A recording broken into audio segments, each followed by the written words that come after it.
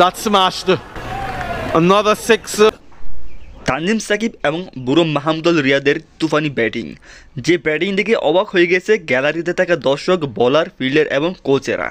এই বয়সে এসে এবং তানজিম সাকিব মাহমুদুল রিয়াদ এরকম বড় একটি জুটি করবেন কোনোভাবেই ভাবতে পারেনি বোলাররা, যেখানে অবাক হয়ে গেছে ফিল্ডার, যেখানে একজন জোয়ান এবং বুড়ো ব্যাটসম্যানের ব্যাটিং তাণ্ডবে আলোকিত হয়ে গেছে স্টেডিয়াম। পুরো দর্শক বিন্দ্রর হা করে তাকিয়েছিল।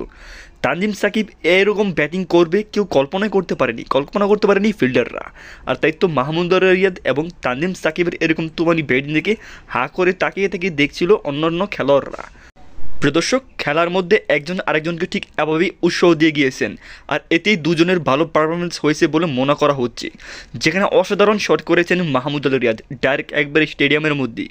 আর এরপর তো কোনো কথাই নেই, তানজিম সাকিব ওরফে অলরাউন্ডার হতে চলেছেন, যাকে বলা হচ্ছে বাংলাদেশের নেক্সট সাকিব আল হাসান। কীভাবে এরকম তুফানি ব্যাটিং করলেন, যেখানে সবাই মিলে মুগ্ধ এবং হাততালি দিয়েছেন তাদের দুজনের ব্যাটিং দেখে। যেখানে তানজিম হাসান সাকিব 2টি ছক্কা এবং 4টি চারের মাধ্যমে তিনি 45 রানের মতন বড় একটি ইনিংস করেন।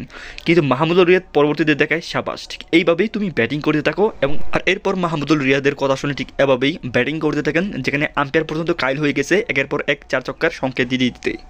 এরপর তো কোনো কথা নেই, অসাধারণ একটি 50 করেন বুড়ো মাহমুদুল রিয়াদ, যেন যুবকের মতন ব্যাটিং করতে নেমেছিলেন। আর সেটি প্রমাণ করে দিয়েছেন মাহমুদুল রিয়াদ তার ব্যাটিং তাণ্ডবের মাধ্যমে, বড় বড় 4 ছক্কা। আর দিশারা হয়ে গেছে অন্যান্য খেলোয়াড়রা, ফিল্ডাররা।